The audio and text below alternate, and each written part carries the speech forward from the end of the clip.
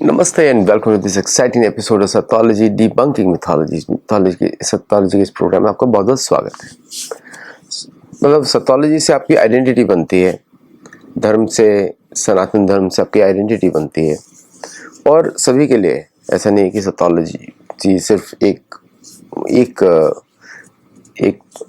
Section of population के लिए, सबके लिए है। नाउ अगर आपको याद होगा कि पुराने में जब 1838 में अंग्रेजों ने लिखा था, मैक्स मुलर ने लिखा था, अगर मतलब हिंदू एक चूहे के जैसा है और अंग्रेज और मुसलमान जो है बिल्ली के जैसा है, मारता रहता है।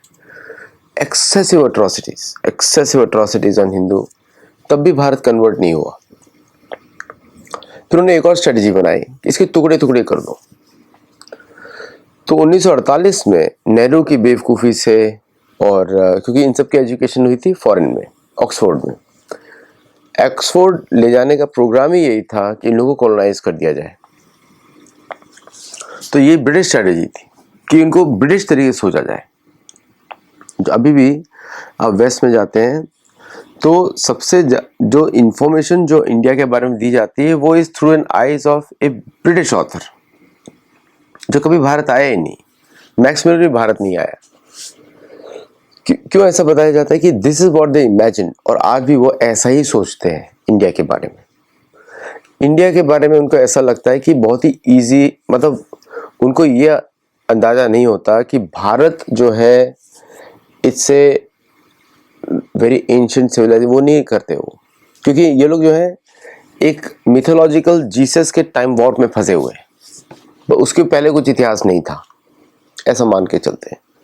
तो इसके पीछे जो भी होगा उसको हटा देना है। जैसे अमेरिका में बहुत सारी जगह हैं जो 10,000 साल पुरानी है, और American defence doctrine is only there to support the American government, not the American people, not the American land, nothing, American government. और जहाँ पर तक उसका राज चलता है। तो आपको मालूम है एंग्लो सैक्सन स्ट्रैटेजी है, यूएसए, कनाडा, ऑस्ट्रेलिया, न्यूजीलैंड, ये सारी, ऑस्ट्रेलिया न्यूजीलैंड भी एशिया के साउथ में है। और जहाँ पे लोग नहीं थे, कम लोग थे, तो वहाँ पे जाके कैप्चर कर लिया सब जगह उन्होंने। और यूएसए और नॉर्थ कनाडा वो नेटिव अमेरिकन जगह थी। मतलब सेम कल्चर है, जो युकातान में कल्चर है, मैक्सिको में सेम कल्चर होता है नेटिव अमेरिकन का नॉर्थ अमेरिका में, एक्सेप्ट अलास्का में और नॉर्दर्न कनाडा में साइबेरियन कल्चर रहता है, जो कि रशिया से आया है वहाँ पे। जैसे इनुइट है, इनुइट में भारतीय जीन्स मिलते हैं आपको, मेजोरिटी दे है जीन्स फ्रॉम इंडिया, जो ग्रीनलैंड में है। वो उनको बोला जाता है साइबेरियन पीपल या नॉर्थ आर्कटिक पीपल, और वो भारतीय ओरिजिन के हैं उनका जेनेटिक स्ट्रक्चर देखा जाए तो अमेरिकन डॉक्ट्रिन जो फोकस करती है वो ये करती है कि जो वर्ल्ड में पावरफुल कंट्रीज हैं या पावरफुल बन सकती है, उनके अंदर घुस के उनके ही लोगों को यूज करके, और उसको हमेशा एक रिलीजन से उसको कॉन्कर के रखा जाए। क्योंकि रिलीजन का अर्थ होता है आर्मी, धर्म नहीं होता ना, सेना होता है उसका मतलब। रिलीगियर मतलब joining back the Roman armies, इसलिए फ्रेंच लीजन होती है, मतलब कि वो मोनार्क की आर्मी है, मतलब कैथोलिक चर्च की आर्मी है। ओके, सो रिलीजन का अर्थ होता है joining back the Catholic army, religion. और अमेरिका चलता है प्लाटो के एरिस्टोटेलियन फॉर्म्स में, कॉन्स्टिट्यूशनल रिपब्लिक। वो दोनों जो थे रिलीजियस नहीं थे, before any of these religions were invented, उसके पहले के थे वो, ग्रीक, सोक्रातीस और ये सब लोग पहले के थे। तो अमेरिकन गवर्नमेंट उस पर चलती है, मतलब लैंड कंट्रोल पे, लैंड कंट्रोल, और वही करते हैं वो भारत से। ये स्ट्रेटी अब देखते हैं कि किस तरह भारत जो है 2026 में उनके स्ट्रेटेजिक होल्ड को खत्म कर रहा है। कभी भी कोई भी एंग्लो सैक्सन गवर्नमेंट नहीं चाहेगी कि भारत राइज करे, तो सबसे पहला टूल होता है रिलीजन के थ्रू उसको पकड़ना। रिलीजन को कन्वर्जन मास स्केल पे यूएस गवर्नमेंट की स्टैंडर्ड पॉलिसी होती है। It is part of the national defence, ताकि आप जब जो कॉन्करिंग जो टारगेट कंट्री है उसके लोग ही सोचना बंद कर दें अपने नेशनलिज्म में। मतलब उन्होंने कन्वर्ट कर दिया, nationalism is bad, religion is good. Religion से कन्वर्ट होता है पैट्रियटिज्म। हम लोग को इंग्लिश के वर्ड समझने पड़ेंगे वापस, हम उसको ऐसे ही ड्रॉप ना करें। पैट्रियटिज्म मतलब allegiance to a constitution, not to the land, allegiance to a constitution. Nationalism होता है allegiance to the local language, local धर्म, लोकल कल्चर। धर्म से ही सभ्यता होती है। तो ये बेसिक फैक्ट्स हैं। अब आपको समझ में आएगा कि क्यों भारत से परेशान है और भारत का स्ट्रेटेजिक पिवट कैसे बदल गया है। पहली बात तो भारत की जनसंख्या एक एसेट है, लायबिलिटी नहीं है, एक एसेट है। मतलब भारत की जनसंख्या एक एसेट है। एसेट का मतलब यह है कि वो कुछ देती है आपको। जैसे एसेट है, जो लायबिलिटी होती है वो उससे आप उसमें आप खर्चा करते हो, एसेट पे खर्चा नहीं करते। जो अमेरिकन डिफेंस स्ट्रेटेजी है एनडीएस, जो जनवरी 23 को 2026 को रिलीज की गई, वो बोलती है कि peace through strength, flexible practical realism. अब इसका मतलब ये हुआ थाली का लोटा मीन्स कहीं भी कैसे भी बदल सकती है। और प्रायोरिटाइजिंग यूएस कॉन्क्रीट इंटरेस्ट, मतलब कि जो यूएस गवर्नमेंट के इंटरेस्ट है, यूएस के इंटरेस्ट नहीं है, अमेरिकन को कुछ पता ही नहीं है, उनको इग्नोरेंस में रखा जाता है। तो 2022 में चाइना को प्राइमरी थ्रेट बताया गया था। 2026 में होमलैंड और वेस्टर्न हेमिस्फीयर का टॉप प्रायोरिटी है। ओके, ये उनका ऐसा है। फिर defending the homeland, deter China in the Pacific, Indo Pacific through strength not confrontation. लड़ना नहीं चाहते चाइना से, थ्रू कैपेबिलिटी, सिर्फ कैपेबिलिटी। और burden sharing with US allies and partners, मतलब अगर चाइना से लड़ना है तो बाकी लोगों को उकसाना पड़ेगा। मीन्स क्या होता है, fake news media against China is always in the media. China specific anti-China news is always in the media, always. और गुड थिंग अबाउट अमेरिका का क्या है कि पूरी दुनिया के मीडिया को कंट्रोल करता है, पूरी दुनिया की मीडिया कंट्रोल करता है। किसी भी देश में चले जाए उधर कंट्रोल करता है, क्योंकि आप सब लोग यूज कर रहे हैं फेसबुक, इंस्टाग्राम, सारे अमेरिकन प्लेटफॉर्म्स यूज कर रहे हैं। मतलब American platforms are good for you but Chinese platforms are not good for you. Russian platforms not good for you, American platforms are good for you. तो ये उनका strategy है। और यूएस का डिफेंस इंटरफेस को स्ट्रॉन्ग करना वो हो नहीं सकता। और यूएस नेशनल डिफेंस में वॉरियर इथोस, ये जब पुरानी ये सब डायलॉग बाजी है, उसे ये करना है।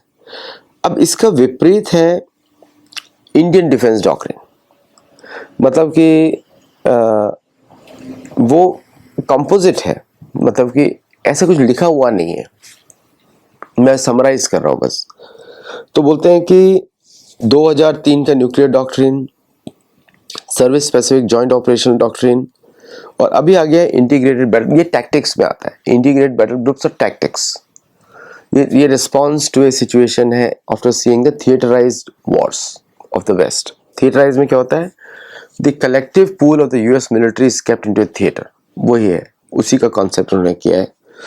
न्यूक्लियर डॉक्ट्रिन तो भारत की चेंज हुई नहीं है, लेकिन एक चीज़ है, राजनाथ सिंह जी ने बोला था कि अगर हमको ये कंफर्म न्यूज़ होगी कि वो सोर्स से अटैक हो सकता है तो will react as a threat, उसको थ्रेट मान के उसको रिएक्ट करेंगे।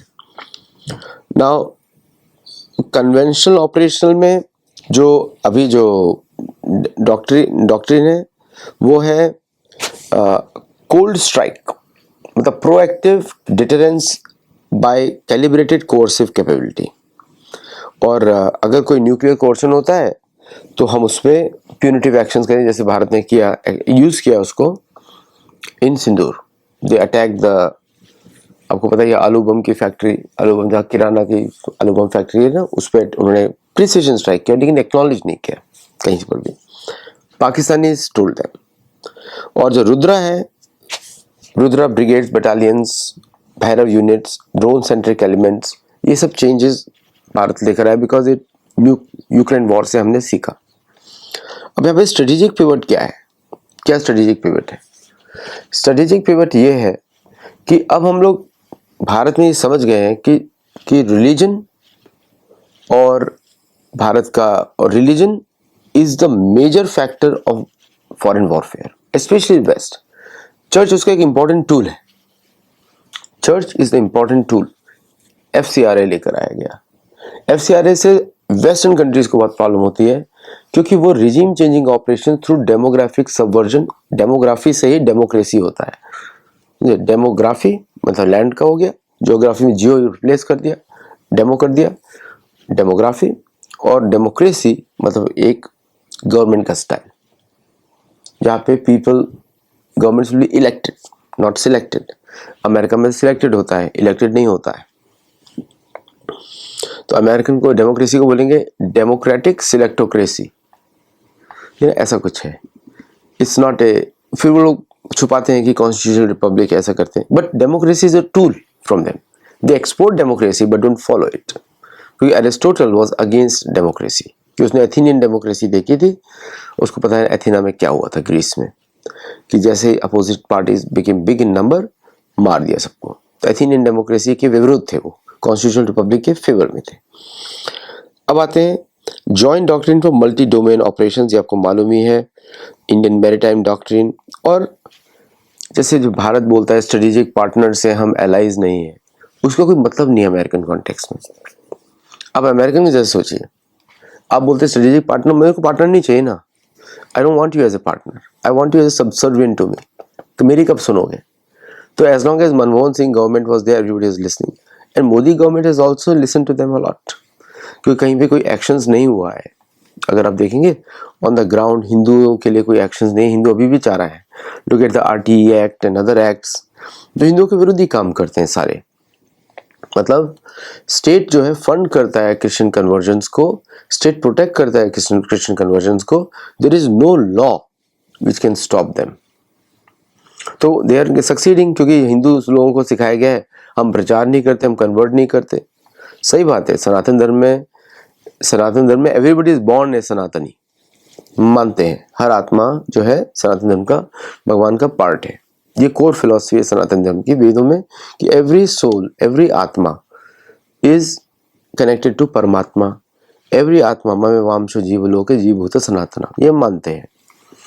लेकिन जब वर्णाश्रम की बात आती है जो मनुष्य समाज के लिए, उसके बारे में बात करना ही आजकल लोग बुरा मानते हैं। लेकिन हम लोग तो सोशियोलॉजी है, हम लोग तो बात करेंगे। तो वर्णाश्रम के माध्यम से ही समाज का नियंत्रण होता है। स्वनिष्ठित से धर्म से त्रायते महत्व भी बोलते हैं, और दूसरा बोलते हैं समसिद्धि हरितोषणम। तो वर्णाश्रम से ही सनातन धर्म का पालन होता है। अगर वर्णाश्रम नहीं होगा तो सनातन धर्म गायब हो जाएगा। वर्ण के अनुसार होता है, वर्ण जाति के अनुसार नहीं होता, वर्ण के अनुसार होता है।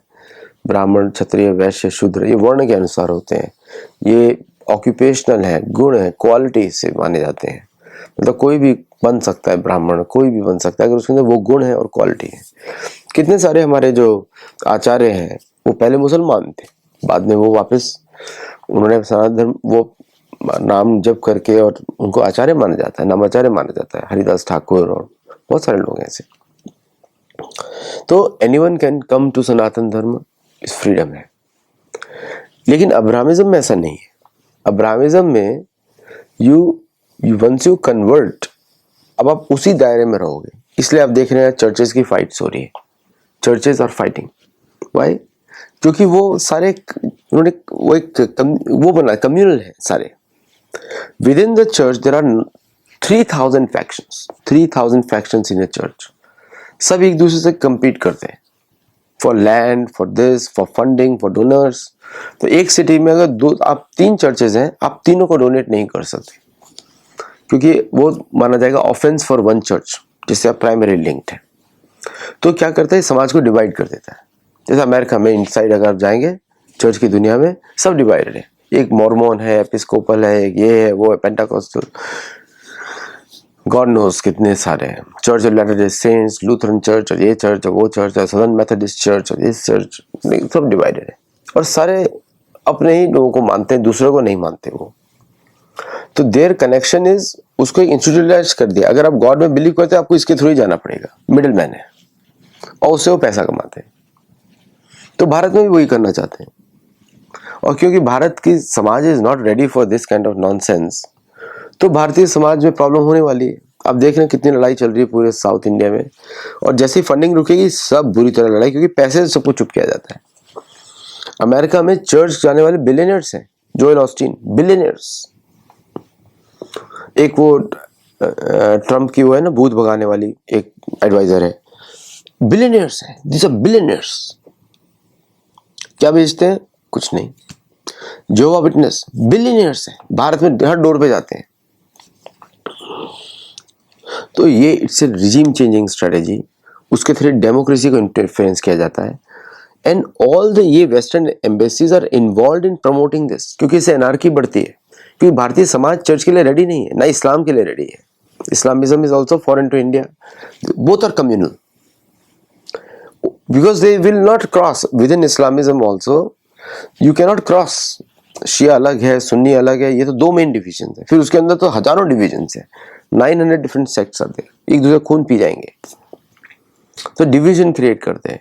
क्योंकि ये सारे बॉडी बेस्ड ये ग्रुप्स हैं for fund raising, for organising communities. अब लोग तो एक ही पूल से आएंगे, तो इजी टारगेट बन जाता है हिंदू, क्योंकि वो ओपन है, सबके लिए टारगेट हिंदू है। अमेरिका में सबके लिए टारगेट नेटिव अमेरिकन है, ऑस्ट्रेलिया में सबका टारगेट अबॉरिजिन्स है, बाकी जगह इनके टारगेट है मायोरी। सबसे क्या किया, सबकी जमीन छीन ली। आज अबॉरिजिन्स अपने ही देश में म्यूजियम में है, आज माओरी अपने ही देश में म्यूजियम है न्यूजीलैंड में, आज सामी पीपल अपने ही यूरोप में म्यूजियम में, रोमानी पीपल अपने ही देश में म्यूजियम में है, क्योंकि कैथोलिज्म ने सबको खत्म कर दिया। It's a single biggest entity. और अमेरिका में वही काम करते हैं चर्च ऑफ इंग्लैंड, प्रोटेस्टेंट्स बोलते हैं उनको। ये सारे जो नाम लिए अमेरिका में सारे प्रोटेस्टेंटिज्म है।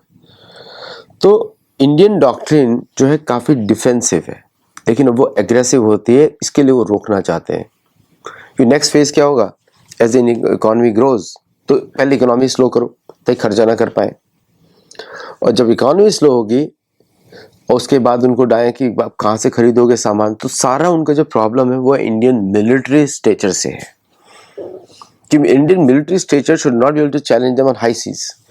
क्योंकि जो राइट टू वायलेंस है, the right to violence they want to reserve, white लोगों का होना चाहिए। Anglo Saxon deserve the right to violence, not even Catholics, Anglo Saxons, Protestants, उनको ही राइट ऑफ वायलेंस होना चाहिए, उनका ही रूल बेस्ड ऑर्डर होना चाहिए, उनका ही ट्रेड पॉलिसीज होना चाहिए। वो उन्होंने सक्सेसफुली एग्जीक्यूट किया यूनाइटेड नेशंस के थ्रू अब तक।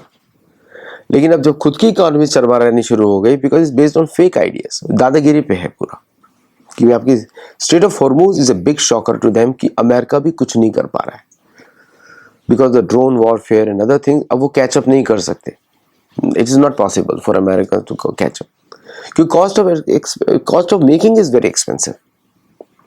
उन्होंने जितना ज्यादा डॉलर को इतना हाई रखा आर्टिफिशियली, क्या वो एक्सपोर्ट भी क्या करें, बनाए भी क्या, कितना प्रिंट करें, बिकॉज द गुड का प्राइस तो बदलने वाला नहीं है। अगर कहीं पे 100 रुपए का प्राइस है तो 100 रुपए का ही रहेगा, कॉस्ट तो उसकी इतनी है। आप उसके लिए सबका अगर तो आपको उसके लिए ज्यादा डॉलर खर्च करने पड़ेंगे अभी टू गेट द सेम 100 रुपए का प्राइस का थिंग। तो they have to print more money because the inflation, और वैल्यू उसकी कम है, आप उसको खरीद ही नहीं सकते। तो आर्टिफिशियली हाई रखा हुआ है, लेकिन cost of goods is changing, opportunity cost is changing, तो opportunity cost is very high. मतलब एक 1 बैग ऑफ 100 स्क्रूज आपके लिए मेरे लिए आएगा $100 में अमेरिका में। वही चीज यूएस मिलिट्री को भेजी जाएगी $1 लाख में। क्यों? इंश्योरेंस, कंप्लायंस, दिस दैट खिलाना पड़ेगा, उसका प्राइस बढ़ जाता है। ऐसा मत सोचिए कि अमेरिका में नहीं खिलाना पड़ता, वो तो खिलाना पड़ता है इधर भी। तो और साथ में they have a problem with भारतीय डिफेंस एक्विजिशन, जैसे कि 114 रफाल, तेजस MK1A उन्होंने डिले करके रखा, आपने पता ही है। रफाल में राहुल गांधी के थ्रू स्लो करवाया गया, भारत के सारे ग्रोथ प्रोजेक्ट स्लो करवाए गए through the church based protest. सारा चर्च इन्वॉल्व था, मेधा पाटकर, इनके जो सपोर्ट्स आपको दिखते हैं क्राउड में, सेम सपोर्टर्स होते हैं। Buying more than 100,000 1 lakh journalist को खरीदा गया हर तरफ से। मेन का तो रिपोर्ट आ गया। कुछ लोगों को पैसे से नहीं किया जाता, कुछ लोगों को पोजीशंस दी जाती हैं, कुछ लोगों को प्रलोभन दिया जाता है, कुछ को फोर्स किया जाता है एडिटोरियल लाइन लो, एडिटोरियल लाइन लो, एडिटोरियल को खरीदा हुआ है। ओके, तेजस MK1 एक कोलैप्स किया, तेजस MK2 कोलैप्स करेंगे। AMCA भारत को थोड़ा बुद्धि आ गई तो हम लोगों ने उसको नहीं साइन किया, but still it will be slow. Medium transport aircraft को रिप्लेस करने का जो प्रोग्राम चल रहा है वहाँ पे वो इन्वॉल्व होना चाहते हैं। और बाकी भारत के बहुत सारे नेत्रा सिस्टम जो airborne early warning and control command system, S-400 को रोकना चाहते थे, वो प्रोजेक्ट कुशा को रोकना चाहते थे। और project 75I conventional submarines Germany से भारत खरीद रहा है। उसमें ध्यान रखना पड़ेगा क्योंकि जर्मनी इन्हीं का पार्ट है। पता नहीं क्यों हम वापस वहाँ चले जाते हैं, इतिहास सीखते नहीं है। हम दुश्मन से ही खरीद रहे हैं, जर्मनी से क्यों खरीद रहे हैं? Germany is working with them for destroying India. Bharat के हिंदुओं के विरुद्ध काम कर रहे हैं वो सारे। एनीवे, थाइसन क्रुप मरीन सिस्टम से भारत खरीद रहा है। और फिर career navigation Rafale M submarine की बात खरीदने की जरूरत नहीं है। टेक रशियन सबमरीन्स जो हमको पता है कैसे बनाते हैं और उसमें मॉडिफिकेशन कर सकते हैं। मैं एज ए टेक्निकल पर्सन मैं बता रहा हूँ कि कोई भी अगर हमको पता है कि दुश्मन है, कुछ सिस्टम्स लगा सकता है अपनी सबमरीन्स में, they can do anything they want. वैसे देयर इज ए चेक होता है एंड तो उसमें they make sure that bug नहीं हो, they check it all the time. Land systems में आर्टिलरी प्रिसिशंस आपको मालूम ही है, नाग MK2 और बहुत सारे भारत के सिस्टम्स हैं। Jet based kamikaze drones, MALE HALE tactical UAV warfare. और ब्रॉडर कॉन्टेक्स्ट में अगर देखा जाए तो ऑलमोस्ट लाइक $100 बिलियन का भारत परचेज कर रहा है फ्रॉम इंडियन इंडस्ट्री ना। सो स्ट्रेटेजिक पिवट किस तरफ दिख रहा है? अब नक्शे को आप देखिए। स्ट्रेटेजिक पिवट में भारत मूव कर रहा है क्रिएटिंग इट्स ओन नेटवर्क। ये स्ट्रेटेजिक पिवट है, ना रशिया की तरफ ना अमेरिका, क्योंकि रशिया कभी कभी कोलैबोरेट करता है वेस्ट के साथ, तो we can not do that also. जैसे कि इंजन्स में उसने कोलैबोरेट किया, नहीं चाहता था कि भारत खुद के बनाए।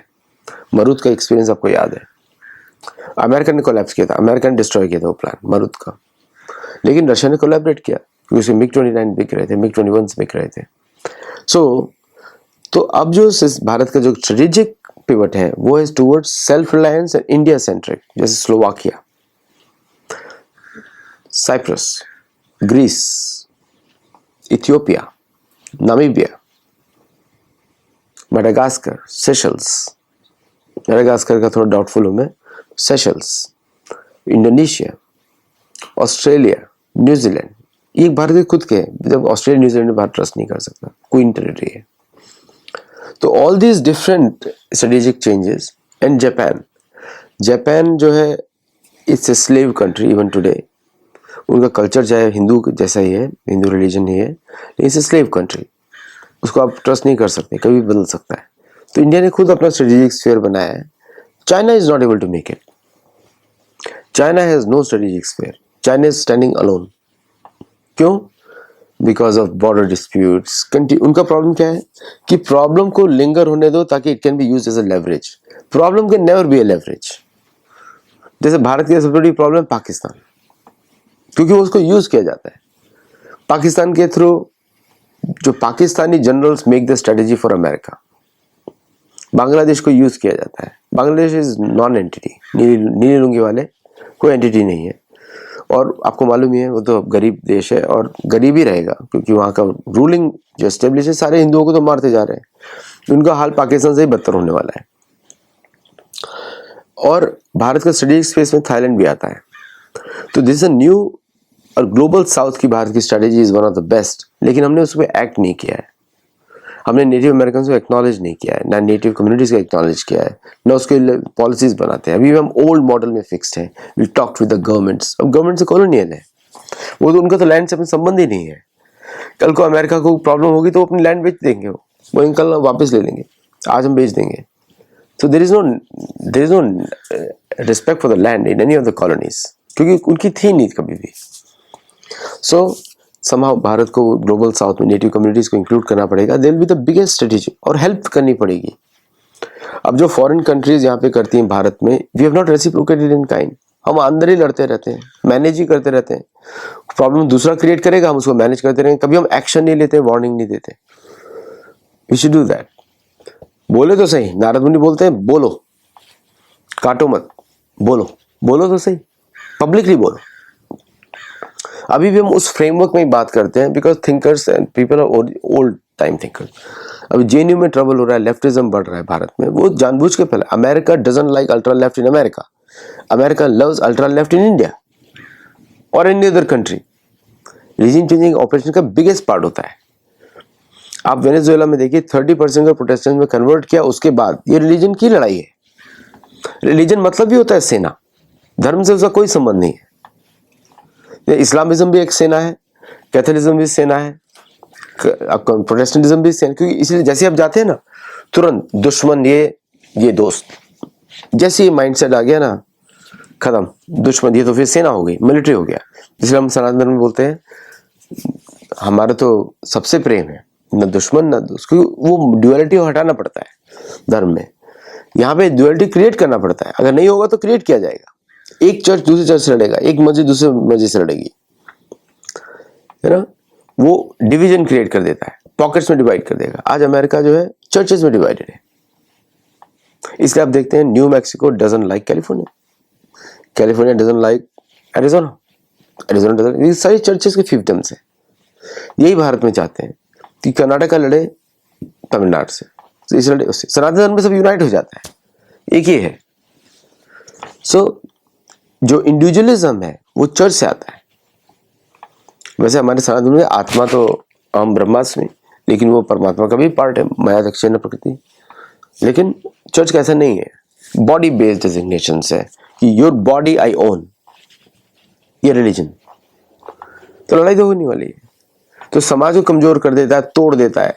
नेहरू और इनका क्या हुआ, नेहरू गांधी का क्या हुआ, दोनों के दोनों मुसलमान फेवर थे, हिंदुओं से चिढ़ती जबकि हिंदुओं से थे, है ना, ओरिजिनल हिंदू ऐसा बोलते हैं। अब उनके बाप तो सारे अभी तो क्वेश्चन मार्क है सबके बाप के ऊपर, और गांधी के बाप पे भी क्वेश्चन मार्क है, उसके बाप पे भी क्वेश्चन मार्क है। और फॉरेन के एजेंट्स बैठे हुए हैं, पार्लियामेंट में बैठते हैं, सामान्य आदमी नहीं बैठते हैं पार्लियामेंट में, सोनिया गांधी बैठती हैं, इलीट वेटिकन के एजेंट्स बैठते हैं सब। सो कहीं ना कहीं भारत ने अभी तक युद्ध शुरू नहीं किया है। तो स्ट्रेटेजिक पिवट तो बनाई है, लेकिन क्लैरिटी नहीं है, क्योंकि कोई धर्मगुरु तो गाइड कर नहीं रहे। ऐसा तो है नहीं कि कोई चाणक्य ऋषि हो जो गाइड करें। और नाम पढ़ते बहुत हैं, चाणक्य पूरी बनाते हैं, हम ये बनाते हैं वो बनाते हैं, लेकिन फॉलो कुछ नहीं करते। न चाणक्य नीति फॉलो करते हैं, न शुक्र नीति फॉलो करते हैं, न नारद नीति फॉलो करते हैं, न विदुर नीति फॉलो करते हैं। कोई भी जो हमारी जो ओरिजिनल डॉक्ट्रिन्स है उसको फॉलो नहीं करते हम लोग। कुछ अपना ही हम सोचे हम कुछ कर लेंगे। भाई उन लोगों ने बहुत दुनिया देखी है, जब कुछ लिखा हुआ है आप उससे अलग नहीं जा सकते। क्यों? क्योंकि उसके एवरीथिंग जो ह्यूमन एक्सपीरियंस हो सकता है उन्होंने किया है। हमको एक्ट करके रिजल्ट्स लेने या रिजल्ट्स खोने हैं। रिजल्ट तो आएगा ही किसी भी चीज में। So this is the strategic pivot of India. और आप देखते हैं Slovakia, central Asia, these are all important regions जहाँ पे मिलिट्री आउटपोस्ट भारत की होनी चाहिए। और सबसे पहले होता है, नारद मुनि बोलते हैं पहले गुप्तचरी, फिर सेना, फिर डिप्लोमेसी, बात थर्ड नंबर पे आता है। इन तीनों से इकोनॉमिक प्रोग्रेस होता है। तो अगर हम फॉरेन को भारत में ऑपरेट करने देंगे, वैसे अमित शाह जी ने बहुत अच्छे एक्शंस लिए हैं, बॉर्डर पे 15 kilometre 50 kilometre, these are very good action. FCRA is a must. और उसमें और इसके बाद आएगा फॉरेन की मीडिया को कैसे कंट्रोल करना है इन फॉरेन कंट्रीज। हमको हर बार रिएक्ट नहीं करना है, तो स्टॉप देयर एक्सेस फर्स्ट, कि भाई भारत के अंदर आप रिपोर्ट नहीं कर सकते, नंबर 1 स्टेप। नंबर 2, खरीदना वहां कुछ नहीं है, why should you purchase a garbage, नहीं। हमारा जो ऑफिशियल कम्युनिकेशन है should be always on our media. और फेसबुक और इन सब पे कंट्रोल लगाना पड़ेगा, एक्स पे भी पूरा कंट्रोल, एक्स पे। तो जैसे फॉरेन मीडिया को आपने रिस्ट्रिक्ट करना शुरू किया, डिसेंट्रलाइज शुरू किया, कोई कॉन्ट्रैक्ट नहीं देना फॉरेन की मीडिया को भारत से। कोई फॉरेन के जो आपके कंसल्टिंग बिग 4 कंसल्टिंग फर्म्स होते हैं ना, स्पाई भी करते हैं, आप जासूसी करते हैं, कोई टाइप नहीं, कोई कुछ नहीं, थर्ड पार्टी में बिठा के काम होगा अगर पैसा देंगे तो। तो स्ट्रिक्टनेस वहाँ पे लानी पड़ेगी। तो फिर उसके बाद से डेली जो जूझना पड़ता है न्यूज़पेपर की रिपोर्ट्स पे, वो बंद हो जाएगा। ये सारी कॉन्फ्लिक्टिंग रिपोर्ट्स क्रिएट की जाती है। वेस्टर्न मीडिया बड़े चालाक होते हैं, बहुत चालाक होते हैं। दे वेरी, मैं इनको स्मार्ट नहीं बोलूँगा, ये स्मार्ट नहीं है, ये बुद्धू है, ये चालाक है, लोमड़ी वाले चालाक है। तो वो आपको एंगेज करके रखेंगे इंटरनल पॉलिटिक्स में, ताकि बाहर मत देखो। हर भारतीय एमपी को असलियत पता होनी चाहिए पूरे दुनिया की। तो क्योंकि वो भारत, जब तक उनको ये विश्वास नहीं होगा कि वेदों के द्वारा ही धर्म का प्रतिपादन होता है, हमको दुनिया को जज करने का राइट है क्योंकि हम वेद फॉलो करते हैं, उनको नहीं है। वो चर्च फॉलो करते हैं, चर्च इस्लामिज्म या जुडाइज्म जो भी फॉलो करते हैं, सब एक ही थैली के चट्टे बट्टे हैं। जुडाइज्म, इस्लामिज्म, क्रिश्चियनिज्म, कैथोलिक, सब एक ही थैली के चट्टे बट्टे हैं। तो स्ट्रेटेजिक पिवट जो है हमने अभी पूरा तरह नहीं लिया है, थोड़ा इंडिपेंडेंस लेकर आए, क्योंकि वो वेदों विश्वास नहीं है। अभी भी उनको मिथोलॉजी मानते हैं, म्यूजियम बनाते हैं बैठ के। ये बुद्ध का देश है, बुद्ध तो शक्य थे, सूर्यवंशी क्षत्रिय थे। तो अब बुद्ध के बारे में आप लिखिए ना, कैसे बोलते हैं दुश्मनों को कैसे मारना चाहिए।